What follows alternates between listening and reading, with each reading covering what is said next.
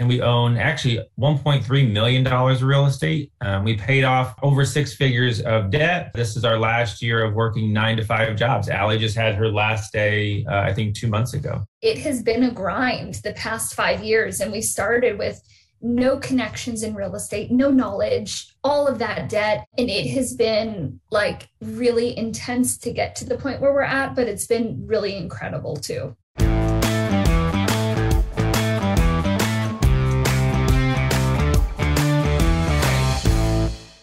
Welcome to the podcast, Real Estate Investing with Coach Carson. I'm your host, Chad Carson. You can also call me Coach, and this is a show to help you get out of the financial grind so you can do more of what matters. Whether you're a long-time listener or a first-time listener, thank you for being back for another episode. The title of this episode is How a Couple Bought 11 Rental Units in 5 years, starting with $100,000 worth of debt. So this is an interview with Allie and Josh, also known as the Fi Couple if you follow them online on social media, on Instagram and Twitter. I've also gotten to know Allie and Josh behind the scenes really well. They're amazing people, and I actually featured them in my upcoming book, The Small and Mighty Real Estate Investor. So what you're going to get in this episode is an in-depth look at their entire journey as real estate investors. This includes how they got started and bought their first property with a limited amount of funds. They bought a house hacking duplex using an owner-occupant loan. We had like $1,000 or $2,000 from our wedding that we used as gift money, and literally every penny we had saved. Like, we didn't go on a honeymoon. We lived very basic, and like every dollar we had literally to our names went to that house hack. And then from there, they repeated the process, bought another duplex with a small down payment loan. We used 3.5% down FHA loan. We moved into that duplex. And at that point, we hit our live for free goal. The cash flow from property one covered our housing costs for property two. And then as their real estate investing journey continued, they had to expand their financing toolbox. And they learned how to use a tool that I've used a lot in my business called private money. Who's ever going to give us money, and who do we know who has $100,000 or $200,000, et cetera? But once we came to better understand the mechanics of creative finance, that's really how we started structuring more of the deals we've done lately. And then building on that tool, they continued to expand to buy another property using a tool called seller financing. So this episode is another edition of my deal deep dive series. But what's unique about it is we go in depth on all of their deals, those behind the scenes details of how someone actually did it so that you can replicate it yourself. And so much of the work that we have done in real estate and in business and in life isn't because we discovered some method that no one else has discovered or anything like that. So much of it is handshake, it's relational, and it's not just a one-off conversation. Like the conversations that we've now formulated into partnerships with private money lenders, it's been countless relationships. It's not just one coffee or one conversation. It's growing those relationships over and over. And then we spent a lot of time zooming in on their latest deal, the one they bought in 2023, to talk about how they found it, how they negotiated it, how they financed it, what went well, what didn't go so well. And then one of the biggest things too was we wanted to better understand their vision and their values and some of the goals that as they approach this new season of their own life. And so it was figuring out what problems, what goals, how can we be an asset to them beyond just this property.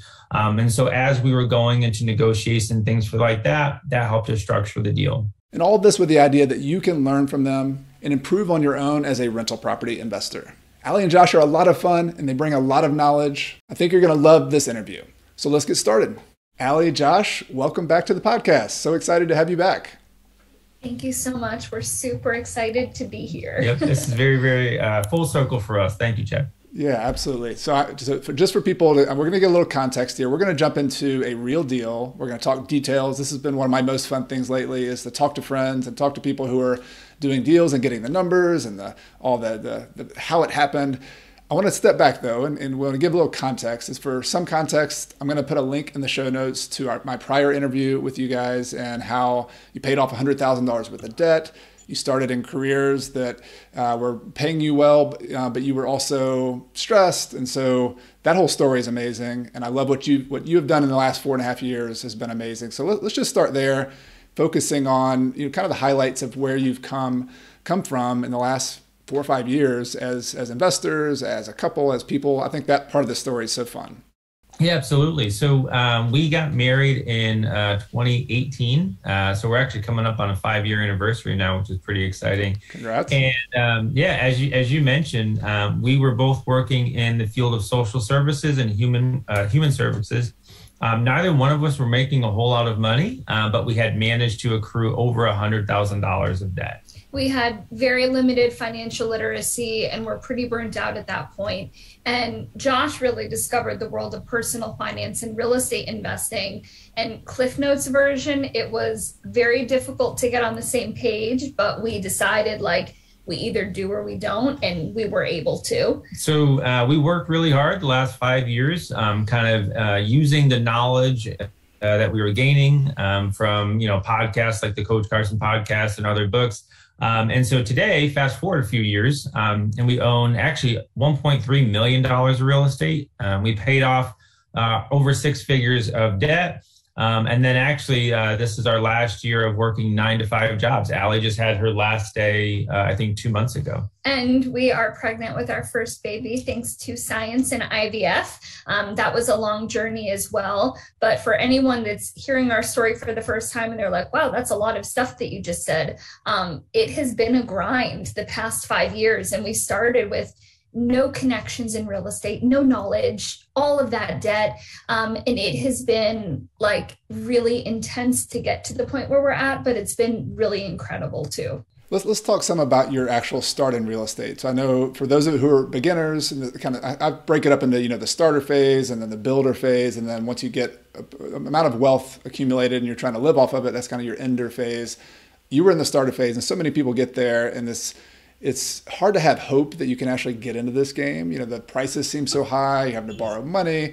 Talk a little bit about just the general strategies you used to not only pay off debt, but then also to actually be able to invest in some properties, because that starting point is so difficult for some people. So in the beginning, we were fully living paycheck to paycheck, and maybe even worse than that because we were using a lot of credit cards. So the idea of investing in real estate felt really daunting because we didn't have any money. We had negative money. But what we realized was if we want to change our life, we need to reduce our cost of living. And neither of us were going to get a $50,000 pay raise in our jobs because our jobs were low paying. So we said, how can we radically reduce expenses? And so we had never talked about money throughout our entire relationship, and we definitely didn't use a budget. So that was one of the first things, was actually learning how to communicate money, about money, communicate our values, and then start using a budget. Once we started using a budget, that's kind of when we started realizing that most of our expenses were housing, food, and transportation. And then actually a book, Set for Life, was really instrumental in kind of seeing how those 3 things could be reduced. And a lot of that money that was going towards the car payment that we had and then the luxury apartment that we were renting, how we could start putting some of that money and then eventually all of that money back in our pockets to pay off debt. So now when we talk to people, we often say, prioritize paying off debt and getting in a solid financial position maybe before you begin real estate investing. But for us, it was real estate investing that allowed us to pay off debt because we did something called house hacking, where we bought a duplex, we moved into it, and immediately our cost of living went down by half because we had a tenant contributing towards the overall mortgage costs. And once we grew that gap between our income and expenses just from that one move, we had more money that we could put towards our debt. And how did you finance that first deal? Because that would be an objection people have in their head, all right, real estate's expensive. Even, both of us are in markets where they're a little bit more reasonably priced. I'm in the South Carolina market. You're in the upstate of New York, right? And so, but how did you get the cash for that first deal, and how much, just roughly how much was that? Yeah, so it was $14,200. We used a 5% conventional on a $158,000 duplex, and we got, I think, $3,000 in seller credits because we wouldn't have had enough in reserves to close. Now, where that money came from, so we closed on the property, I think, December of 2018. 11 months prior to that, I got fired very unexpectedly from a job. And part of that, losing of the job was actually I had some 401k money. And originally it was like, okay, well, I'll go out and I'll find another job. But then I thought, well, why am I going to do that? And then why not just use that money and put it into real estate that could potentially, not advice, but potentially give us a better rate of return? And so instead of rolling that money into another job, we paid the penalty, we paid the taxes, and we took most of it. And actually that became the down payment on our very first house hack. That was like maybe half of the down payment that we got. So maybe I had like 7,000 from that account after we paid the taxes. And then we had like 1,000 or 2 from our wedding that we use as gift money. And literally every penny we had saved, like we didn't go on a honeymoon. We lived very basic, and like every dollar we had literally to our names went to that house hack. Got it. So that first deal, just for people who are doing that first one, first or second or third even, it's very tight. Like just getting in the game is, you know, I feel you. I was the same way. It was a little bit longer ago, but 20 years ago when I started, it was very similar. That just every penny counts. And so you got in the game, you got your house hack. We love house hacking around here as well. And you got in the game, you're able to reduce your housing expense. So I love that. I love the idea of the set for life. And Scott Trench is one of my friends too. So I'll put a link to that in the show notes. So that book is an awesome book for anybody getting started and trying to understand the concepts of building wealth from the beginning. And so let's fast forward a little bit. So you mentioned over a 5-year period, you bought $1.8 million in real estate. Did I get that number right? 1.3, I'm sorry. Okay, 1.3, which is awesome. And talk just, I guess, highlight level, you know, how you replicated that. You went from that first deal, bought a second. Like what did those second and third deals look like? So we bought that house hack in December of 2018. If you're house hacking, you legally have to stay in the property for a full calendar year. So that was our plan. We stayed there for a year and a half. And then 2020 rolls around. We did another house hack. All of these properties were off-market deals, meaning you don't find them on the MLS. We found them through a lot of networking. And this second property, we used 3.5% down FHA loan. We moved into that duplex. And at that point, we hit our live for free goal. The cash flow from property 1 covered our housing costs for property 2. And then along the way too, I think we were paying about $250 a month in a car payment, and we got rid of the car. We got a used Corolla. And so now our housing payment was 0 and our car payment was 0. And so that's kind of when we hit a wall, which a lot of investors I'm sure can relate to, because we had gone through our 2 house hacks and we knew we wanted to buy more real estate, but we couldn't and did not want to come up with the 25% down. And so just like the way we learned real estate in the first place, we went back to the internet and we slowly began to learn about the concept of creative finance. So we learned from you, Chad, we learned from John Schaub and a lot of other real estate investors about the notion of buying real estate using other people's money, or OPM. And when I first heard that concept, I thought it was like a late night infomercial. I'm like, who's ever going to give us money? And who do we know who has $100,000 or $200,000, et cetera? But once we came to better understand the mechanics of creative finance, that's really how we started structuring more of the deals we've done lately. It also felt very terrifying and risky to use other people's money, which I think is a newbie. It makes sense, but now, having gone through the process, it doesn't need to be as daunting as it felt for me. So in 2022, we found another off-market triplex for $190,000. We had also been networking. We found private money lenders. So we put 5%, or actually 3% down, and we used $185,000 to buy the triplex. Now, we knew based on market comparable sales that the property was probably worth between $230,000 and $240,000. So we were buying about 80% LTV, or loan to value. We rented the property for $2,875 per month.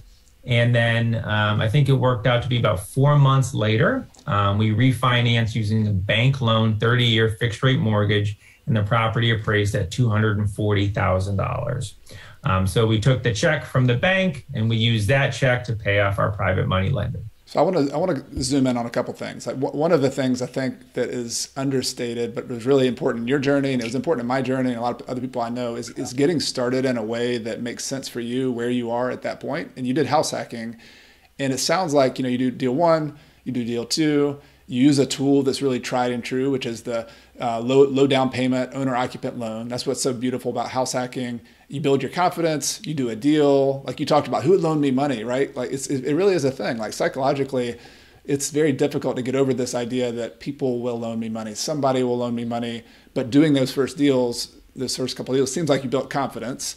And then you go to a private lender, and that's the other kind of mental obstacle some people have is like, all right, well, wait a minute, like, how do I find a deal?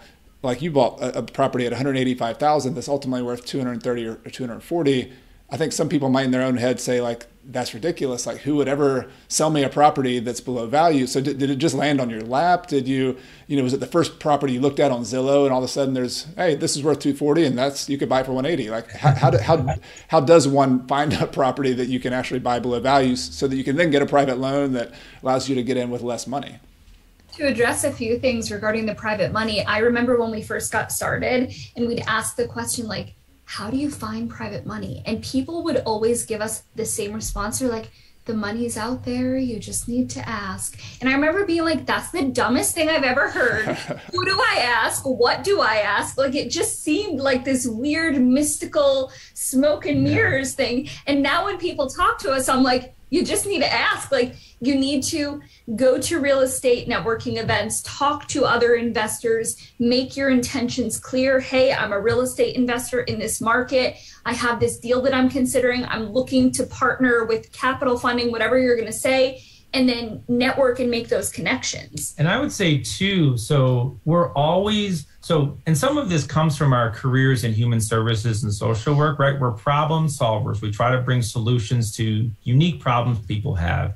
And so every property that we've bought had a person who owned it, and that person had some problem.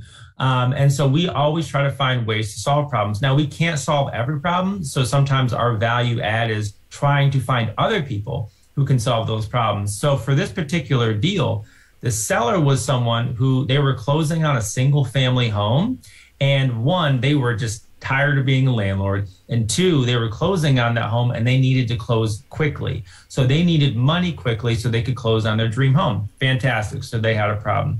The second one was we had found private money lenders in 2021 who had a very unique problem that no one else in their life had been able to remedy, but we felt uniquely qualified to bring a solution to. And so we worked really, really hard to bring a solution to them. And we knew that they owned 17 units. Most of them were probably paid off, and that they had expressed loosely interest in private money lending. So we solved two problems in 2021, and then those problems converged in 2022 on a deal. I also just want to say that in terms of finding the property, so this is like in essentially like our 5th year of learning about real estate and being investors. Josh is the best networker that I know. He will take anyone out to coffee. He can talk to a brick wall for 10 hours, and that is his superpower. So we found the property because Josh met a local investor who owns a landscaping business and keeps in touch with him. And the guy literally was like, hey, I know you guys buy in this city. I have a friend that's selling. And we get messages like that all the time, but it's not an accident. It's because Josh is constantly talking to everyone in the market that we invest in and networking. And people know who we are, where we buy, what kind of properties we buy. So when a property is available, they think of us and they bring the deal to us. So it took 5 years to develop this, but it's pretty powerful now that we're kind of in this system. And then the last thing I'll put is, so we found this particular deal.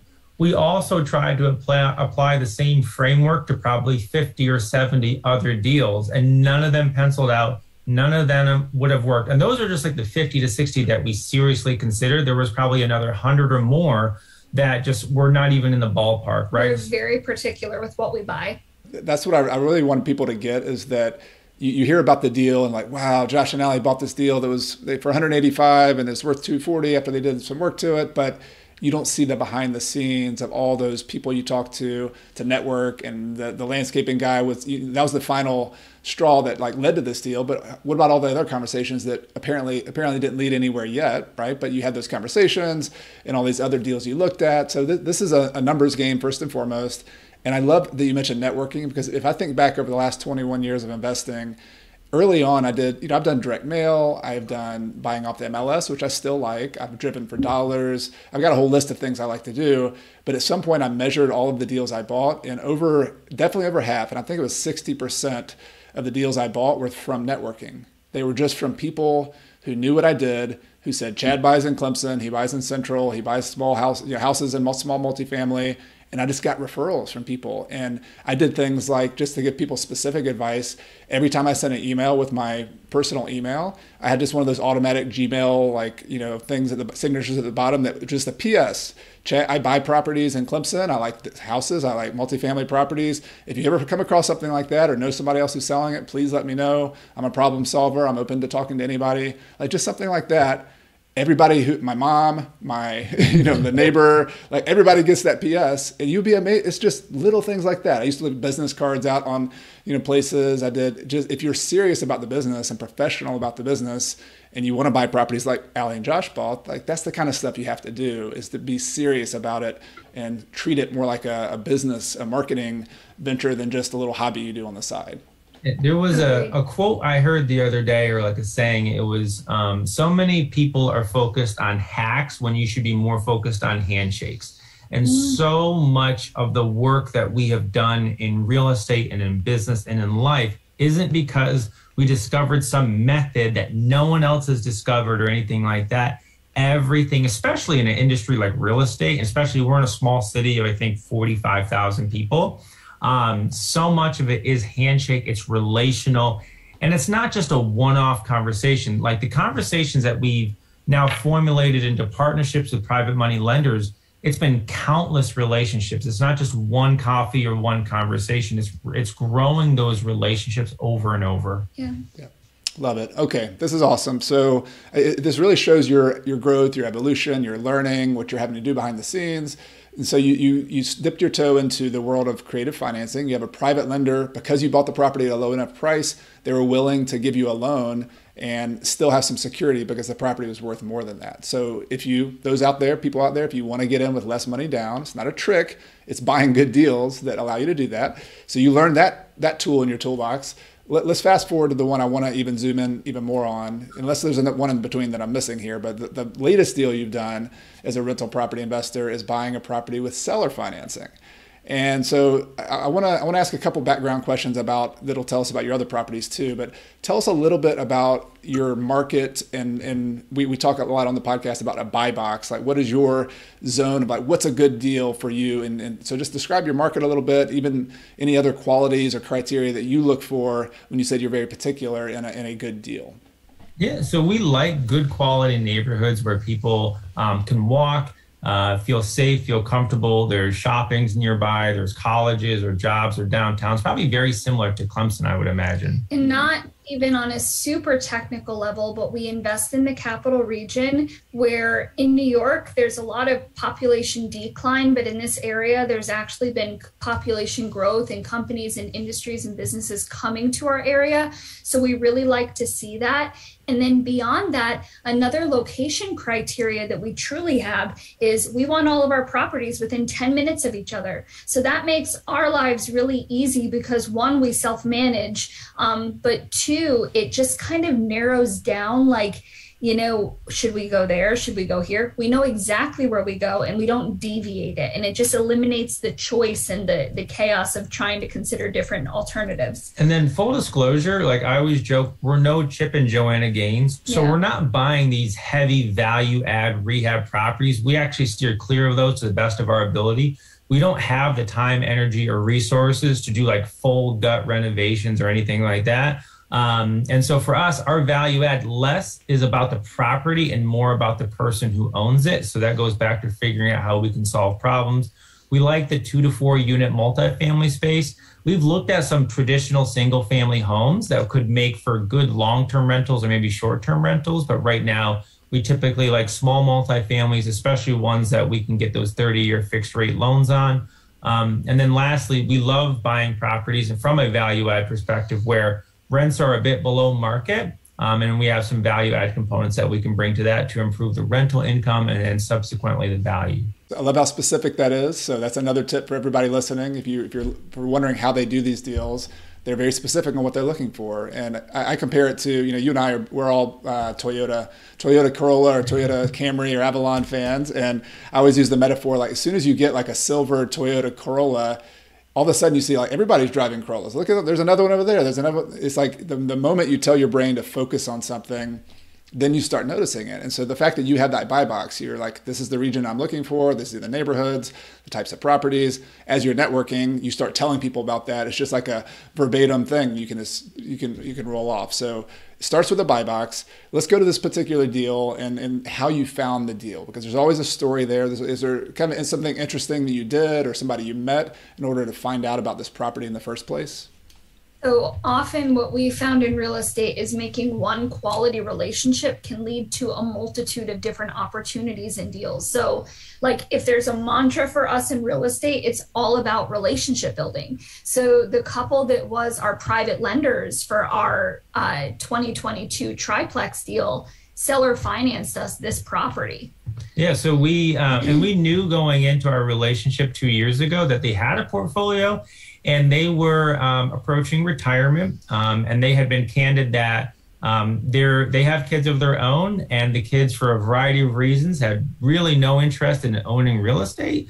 And we made it very clear that we'd love to own more real estate. And so we did a really, really good job, I think, overall in 2022. We wanted to go above and beyond in hopes that they would see how we operate, how we communicate, and how we execute on the plan and the vision that we had.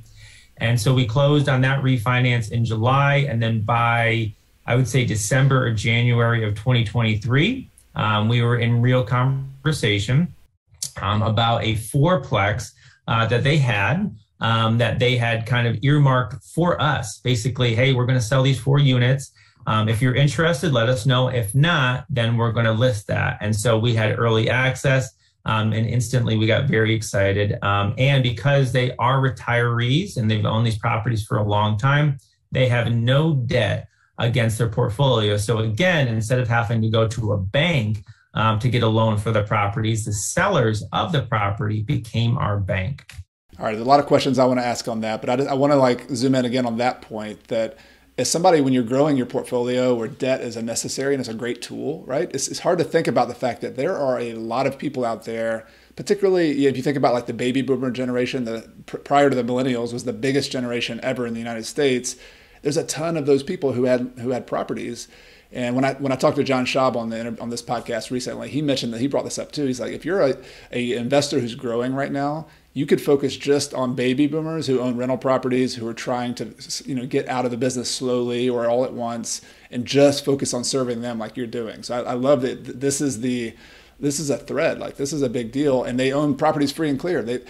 Not everybody has 100% debt on all their properties. A lot of them get paid off. And so you knew this, you had this relationship with them, you met your buy box. So, that's a plus, you're interested.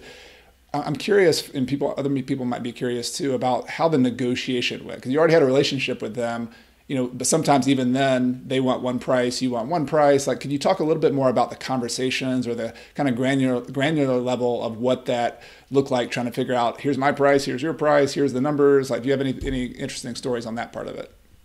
I think it's really important to consider, and especially I think this was a big mindset shift for us. When we were house hacking, we did not treat real estate like a business because it was our primary residence. So in 2018, no, we did not have effective systems. And it was a learning curve to say, this is our business and it needs to be handled as such. So even though we made a relationship with these people and we had an interest in their properties, this is a business proposition, and we wanted to present the information clearly, data-driven, and really come at this in a very professional manner. Yeah, and so we had a very clear sense for what we knew we could pay for the property based on comparable sales, based on the rent, based on what we felt the rent could be, right? Because a lot of times too, if you're buying properties from owners who have owned it for a long time and they have no debt, there's a really good chance that their rents are way below market, and they're happy as that because they're getting no vacancy and they're still making money hand over fist.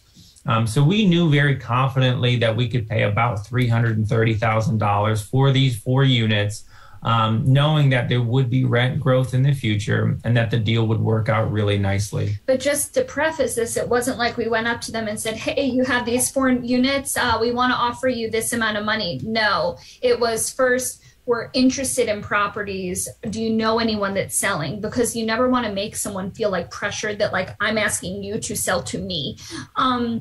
And then that kind of opened the door. They're looking to sell. We talked about the properties. We talked about different financing alternatives. We discussed the benefits of seller financing, which they were very well aware, but not all sellers are. So it's important to be prepared so you can educate sellers on how it can benefit them too.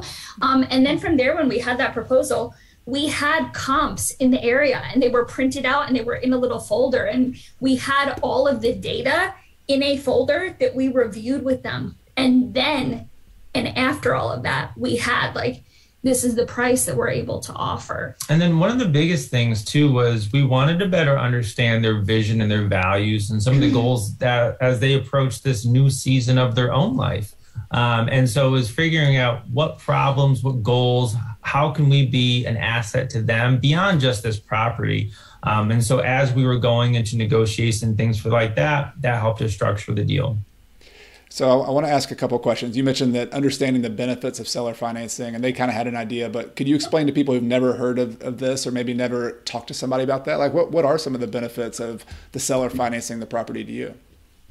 People always say to us, like, I see how seller financing benefits you. Like, you don't have to take out a bank loan. You can maybe creatively structure the deal where you're putting less money down. But how the heck does it benefit the seller? But there's definitely a few ways where it truly, truly does. So the biggest one is if they were to, I think their portfolio right now is about $1.9 or $2 million, I think total value.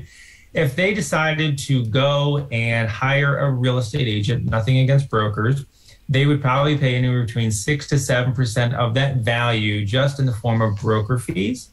Then they're probably going to get hit with a very, very large capital gain tax bill that they would rather not have to pay all at once right now as they venture into retirement. So the benefit of seller financing is one, they're going to save, depending on the valuation, how much they sell, they're going to sell or save a ton in broker fees. They're also going to be able to defer a lot of that capital gain tax and make it smaller, more manageable chunks. And then the biggest thing is as they venture into retirement, they have come to understand the benefit of real estate and that consistent monthly income. Well, now they're on a fixed income and they'd like to continue to collect monthly income. So now, and they don't even have to do it paper, we can do it electronically. We send them monthly payments every single month to help fuel their retirement. So Allie and Josh are paying them money every month and we're managing their properties for them.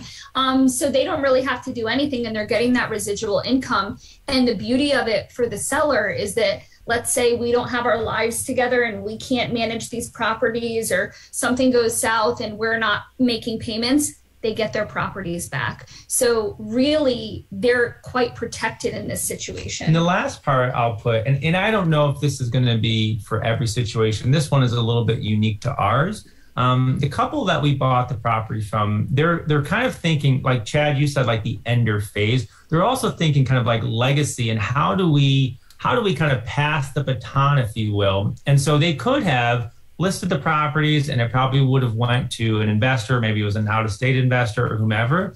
They actually were really interested in selling to people younger than themselves who they could relate to and maybe even mentor. Like we have kind of a mentor-mentee relationship with this retired couple. And so I think that was almost like a value-add component for them so that they could kind of impart some wisdom. And I thought that kind of enhanced the deal a little bit as well. Yeah, Josh and I have had this conversation offline before, but I had the same exact experience and where I was the newer investor, whether you're 20 or 50 or whatever, but I was the newer investor and I worked with these private lenders and sellers who were more on the kind of tail end of their career and they were interested in legacy, they were interested in teaching, they were interested in passing the baton. And one of my mentors and private lenders used to call it, he was the old lion. And me and my business partner and I were the young pups. We were like the young pups of real estate and he was the old lion. And there's just a satisfaction, there really is, of seeing that cycle come because they remember when they were new investors and they remember how scrappy they had to be. And I just to validate everybody who's listening to this who thinks, I don't know if I could do this.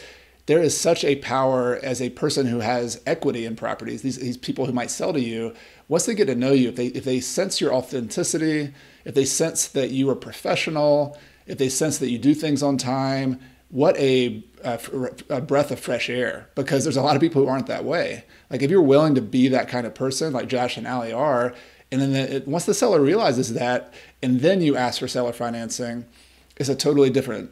So just pay attention to the details of their story, because the types of people they are, like them being them, having these conversations is part of the package of the seller financing. It's not separate from that. It's like, I am financing to Allie and Josh, and I like them and I know them, and I like the idea of them owning this property, and I like the idea of them making payments to me for the next, however many years. Like that's a difference than a seller that go to the bank where you're a number, where you're just, and that's fine too, right? There's benefits of getting bank financing, but seller financing is a very different animal, and you've got to bring your personality to the whole party. Did you find that as well? Was that a big part of the ask that you made? I think with every single property that we bought, it was the hustle of Allie and Josh and telling our story and making those connections, because we were never sexy buyers. We didn't have money. We needed seller concessions. Like we were never an appealing buyer. So what can we do to make ourselves more competitive?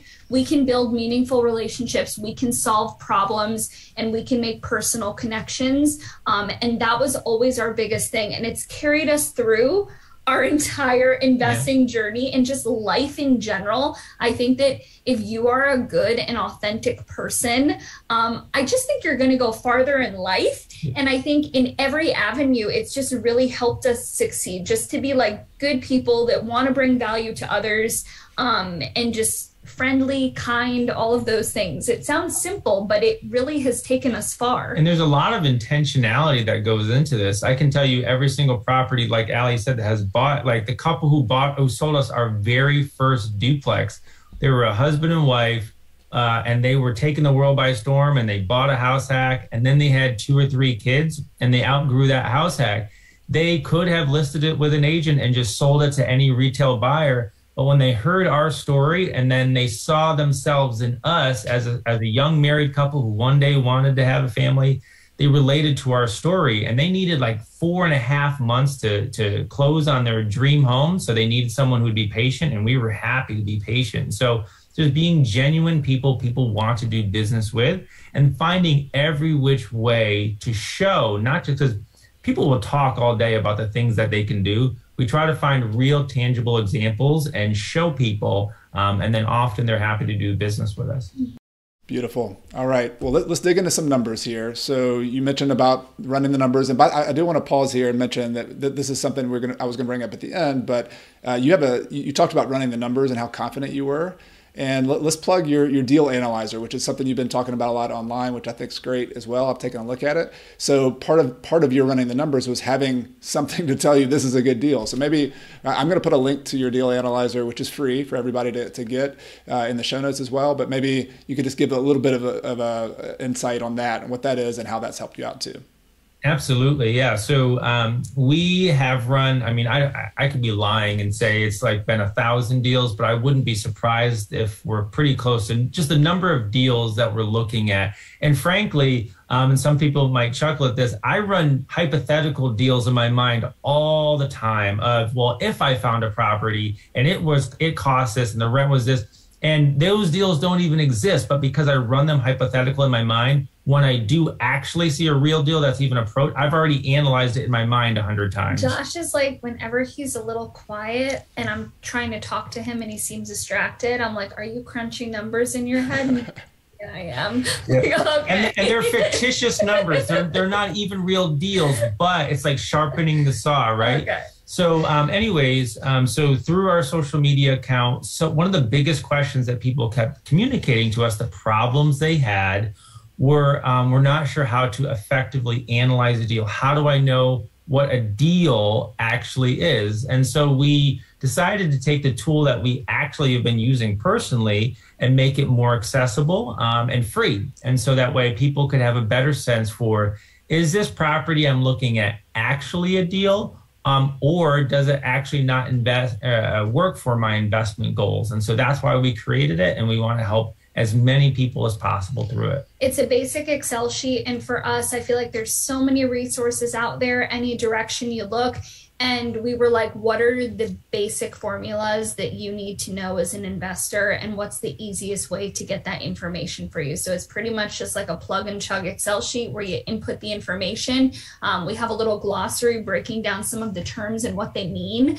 Because I think for newbies, like all of the different terms and metrics and everything, it can just be so intimidating. So we wanted to just make it accessible to the everyday person. So that's it.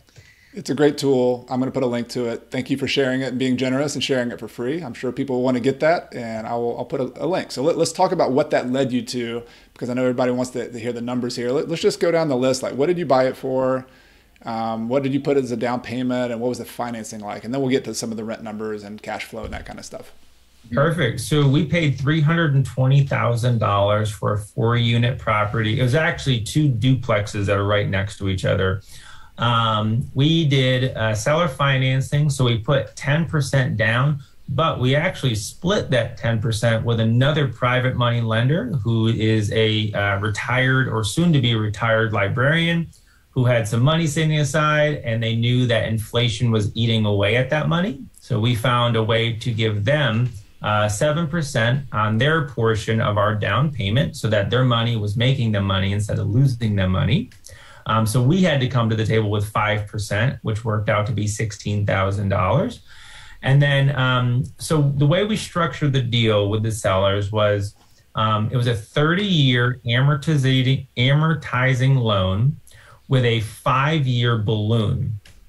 So at 5%. At 6%. Oh, 6%. And so we closed on the deal in 2023. So when we get to 2028, we and the sellers have an option. We can refinance the property, cash them out, get them a really nice check, and so they can go and use that money how they desire in retirement. Or if they're really enjoying getting monthly residual income and not having to really do anything for it, and they're enjoying their retirement so much, we also have the option to renew. And so that's how we structured that deal. Another thing that was featured in the deal is that we can prepay on the properties if we want to, but they have to be staggered. So I don't necessarily see rates coming down dramatically, but let's just pretend that in a year, rates are down to 2% again. On property 1, we have the ability to refinance onto a bank loan after 2 years, and then the other property is after 3 years. So because of that, we have flexibility. They could hold the note for the term of the 30 years. They could hold the note for 5 years. They could hold the note for 2 years. So the beauty of seller financing is there's a lot of different exit strategies and opportunities. And then, as I had mentioned, so the sellers, and they weren't really all that aware of it, but their rents are very below market relative to the location. So the total monthly payment, including taxes and insurance, is $2,300, actually, I think it's $2,302. So the monthly income as is $3,710. But we know that the market rent for those 4 units is actually about $4,100. Now, as is, based on the way we've evaluated the properties, setting aside money for reserves, paying taxes and insurance, we believe the properties as is will cash flow about between $600 and $650 per month. And they're great turnkey units, right? So again, we don't do heavy rehab or anything like that. They literally don't need anything. I think we did we hired cleaners and we got pest control because there were squirrels in one of them. But other than that, they're solid. So for us, we're in no rush to bump those rents. All of them, all the tenants that we inherited are in year-long leases anyways. And with a baby on the way right now, we're not really looking to bump rents high and then have to deal with vacancy. So we'll probably over the next, I would say, year or two, we'll steadily work to get those rentals to market rent. And at $4,100 a month per rental income, I anticipate anywhere probably between $800 and $900 a month of net cash flow for 4 units that we have every intention of owning for the next 20 plus years in a wonderful location with a lot of demand. Yeah, that was my next question. So going back to your buy box, these are in a good location. Were there any qualities about the properties in particular? Like I know I've kind of developed a list over the years of here are the types of properties I don't like material wise, or exterior materials, or hardwood floors or not. Is there anything that stood out to you on just the physical parts of these properties that you liked? Yeah, it's so funny. And I want to say this for a new investor, talking about have your buy box, build your buy box. When we bought that first property, I didn't know what a buy box was, and I didn't know what was in mine because I didn't know anything about owning a home and the fun quirks that come with that. So now a big thing, especially being in the Northeast, I'm looking at heating systems. What type of heating system? The first property we bought, it had a little heater on the wall that's intended for a garage or an outhouse. And that was heating the entire unit. And that is not to code and it's not safe. So now I'm looking at what type of heating system, what is the age of the heating system. We're looking at structure, we're looking at foundation, we're looking at electrical, how is the roof? Because all of these things, they might seem okay, but guess what? Things are gonna break and you're gonna need money for it. So if we can save ourselves some headache with some of these quirky things, we will. So we're pretty much looking at big systems. Yes, we prefer hard floors, but we know that we can swap out carpets if we need to. But all of those little things add up. Even if you're oh, I only have to swap out the appliances. Okay, that could be $3,000. Just thinking about that. And then we also know, we always think of who is our ideal customer, and rental business is a customer service business. So we know the amenity that our tenants like because our tenants have communicated that to us through long tenancy. And so, for instance, almost every apartment we own offers off-street parking and in-unit laundry, and sometimes even a dishwasher. And so these are amenities that our tenants have communicated to us that they like. And so that also has to go into our buy box. And sure, we could go 20 minutes in any direction and find cheaper properties and not need off-street parking or in-unit laundry. But the act of staying within that kind of those parameters improves the quality of the properties that we own, the people that we can rent to, the rent that we can collect, and overall just the stability of the portfolio. We have literally, in the time that we started investing in 2018, tenants that we personally onboarded. We have not had a vacancy in our entire real estate investing career. Every time we onboard a new person, we've essentially kept them. And granted, a lot of times people move, being a renter, you're not going to be somewhere forever.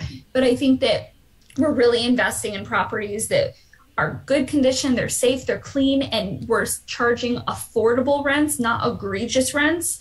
And I think that is a big contributor to our success.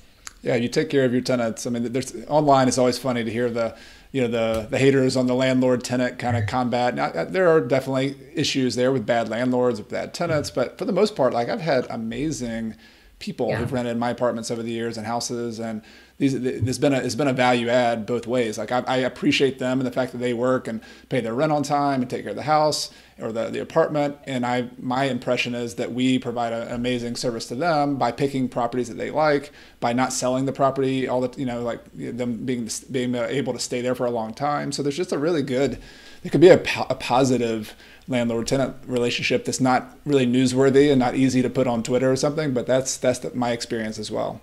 Yeah, it's a partnership. And I think sometimes people fail to realize that. And if you think of any other business, if you went to a restaurant and there wasn't good service and the food was not great and everything took a long time in terms of if you had requests, that restaurant probably wouldn't stay in business. So our goal is to be an asset, not just to the people who rent to us, but also the community in which we invest.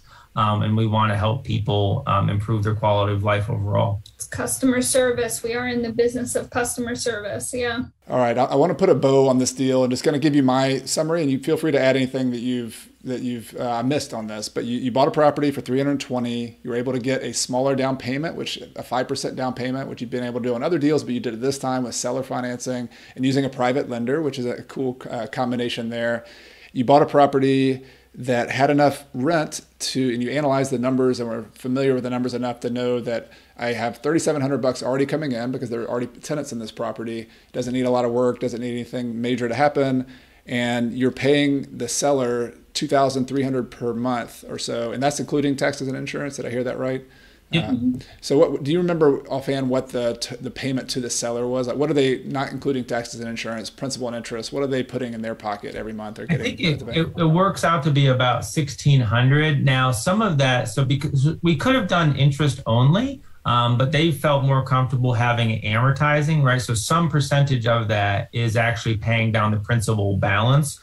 So some of that is in fact interest directly to them, just like you would pay a bank. But some of that is actually equity that we're building in the properties from them. Yep, that makes sense. Great. And then 5 years from now, you said you have an option to renew that. Is that something built in, or are you just saying you could negotiate with them at that point and say, hey, do you want to renew it? Do you not? Like, I'm just curious about that part as well. It's built in. It's built in into the contract that we have the option to renew. Great. Awesome. So you have this property. It's a long-term hold. You've done a different type of financing. You've negotiated this. There's other things on the horizon. I just want to, for people who are thinking, this could be about this deal, it could be about some of your prior deals. Were there any mistakes or learning lessons you're like, man, if I really would have known this when I first started on these properties, that would have been helpful, that other people can glean from you now that you've done these deals and done them yourself? Any big lessons or takeaways or things that you've picked up over the last 5 years on these rental properties? A couple things that I would say, like the first deal was for sure the scariest and most difficult. We didn't come into real estate as like handy people or super knowledgeable people. So every problem felt like a big deal. And going through the process with a real estate agent was very helpful for us for that first deal. But it was still very daunting. And you learn that there's a ridiculous amount of paperwork and red tape and hoops you have to jump through.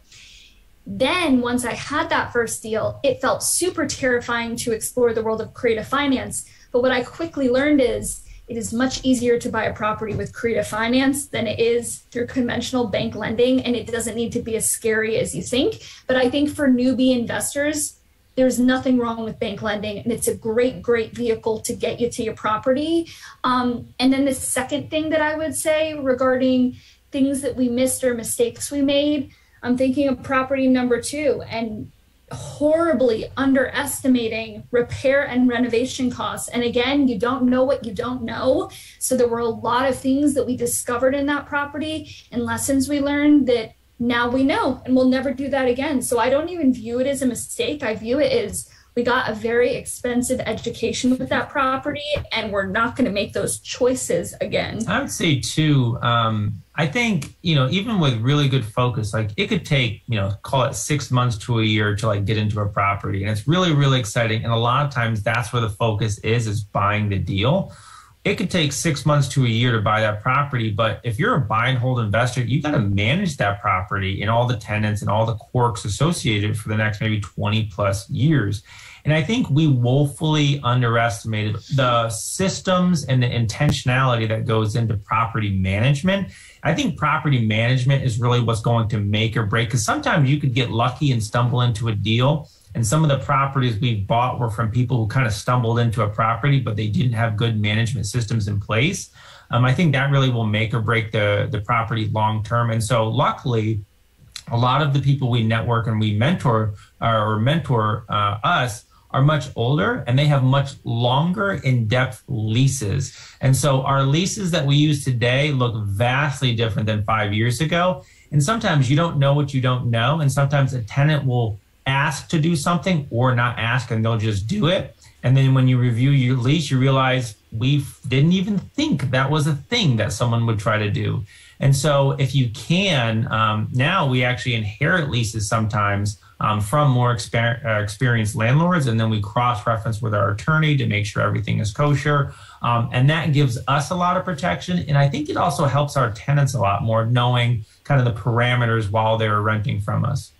Yeah, there's an education process that goes in that you're showing, here's our boundaries, here's what we're willing to do, and here for you to live here, here's the rules of the game, right? And people respect that. And if they don't, they're not going to be your long-term tenant. But I think that they have to know that. And I have the same thing, the same trajectory in my career. Like I got really good at buying properties, getting creative financing, but then it's like I hit 2008, 2009 during the Great Recession, and I was like, wait a minute.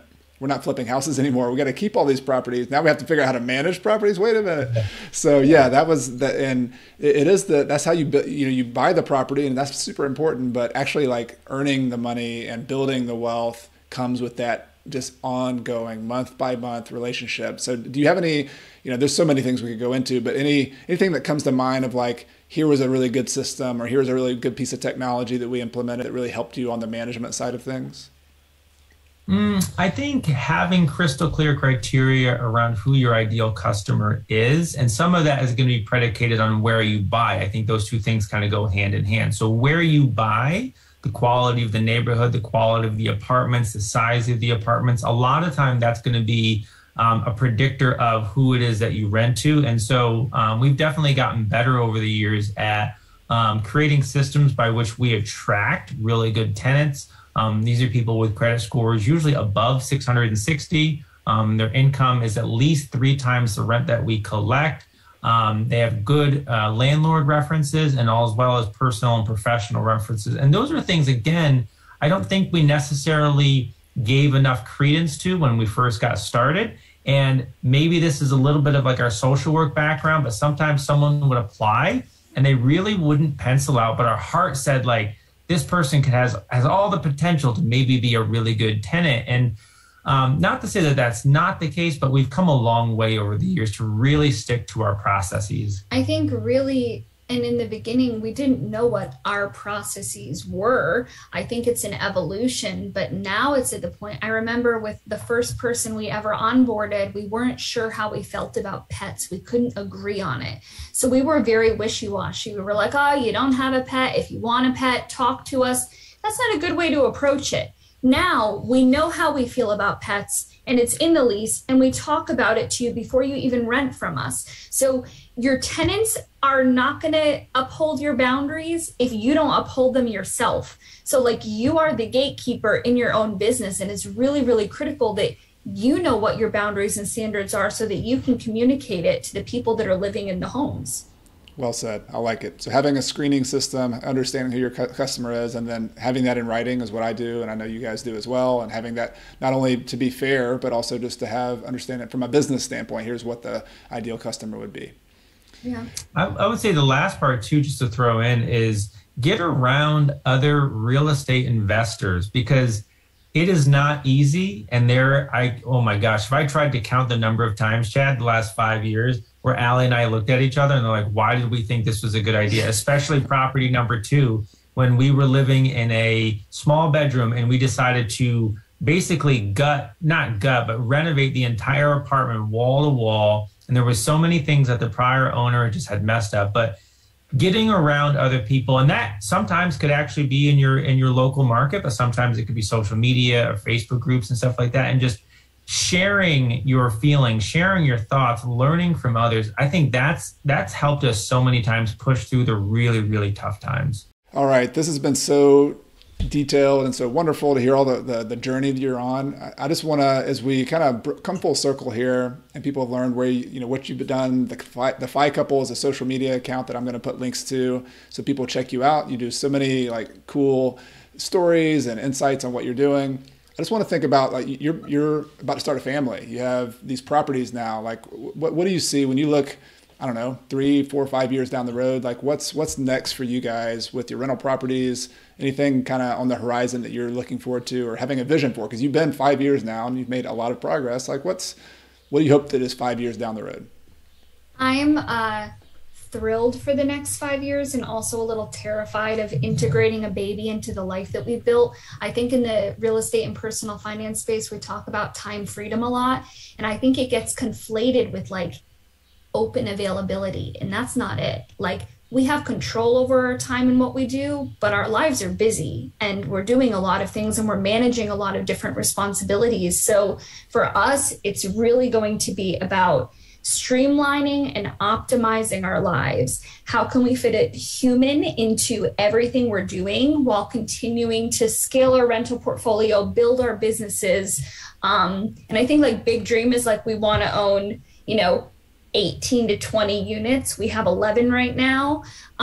We want to continue to build our business, but we want to be able to prioritize like travel and raising our daughter and being together. Yeah. And something that you talk about and we resonate with and I love it is, I mean, we're very good at paying off debt. We learned how to do that a few years ago.